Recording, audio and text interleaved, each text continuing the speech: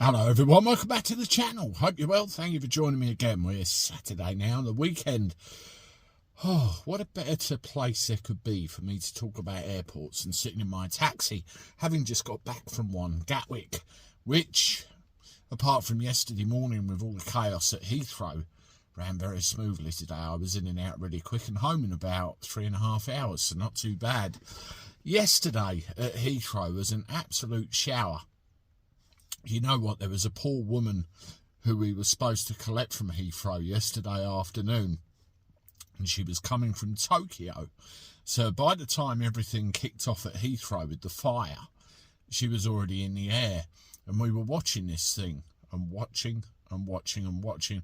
We use an app called Flight Radar 24/7. Really great. You can see the altitude, the speed, and everything else. You can really geek out on it, to be honest. And it kept saying it was heading for Heathrow. And we thought, really? What's happening? Anyway, it got somewhere over the North Pole and diverted its track. And you know where this poor lady ended up? Newcastle. Yeah, you heard it.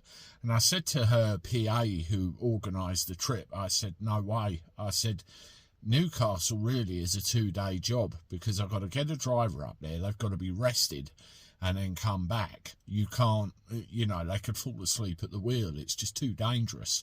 So this poor lady ended up getting a train from Newcastle to London and then London back to our area. So it worked out.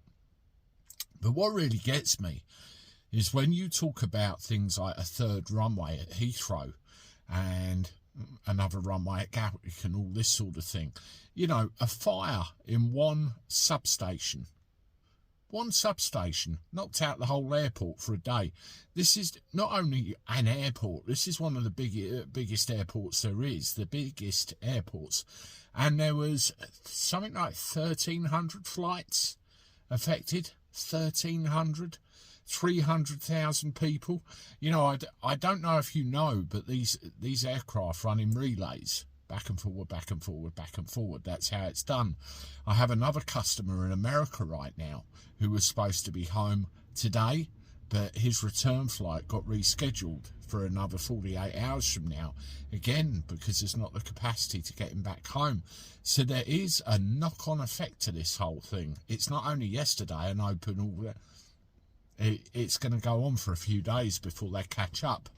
We have a friend that works for British Airways as cabin crew, and she put an interesting post on her Facebook this morning saying she's famous because the flight they mentioned, the first one British Airways wise, landing at 4:45 this morning, was actually the one she was on. So she was the first one back into Heathrow. So a little bit humorous. But I did a video yesterday on the initial reaction when this happened. I'll leave a link in the description.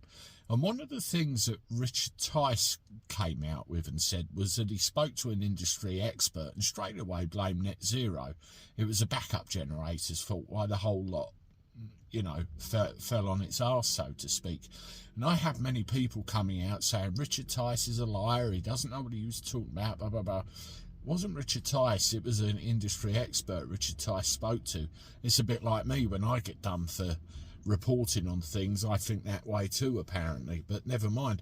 Anyway, this biomass generator, by all accounts, you can't just switch it on and it works straight away. Biomass is usually something like wood chips, and it has to get up to the operating temperature before it takes over and does what it's meant to do, whereas a backup diesel generator is on straight away and doing its job.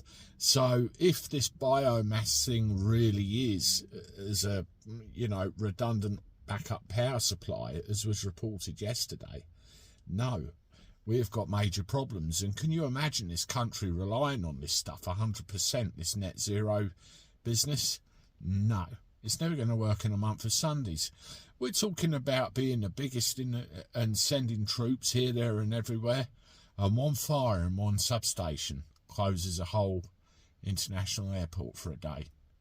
Disgraceful. And it's, well, incompetence. There's no other word for it. Let me know what you think. I literally just wanted to have a chat about it. Have a look at these videos, and as always, I look forward to talking to you soon. Toodaloo.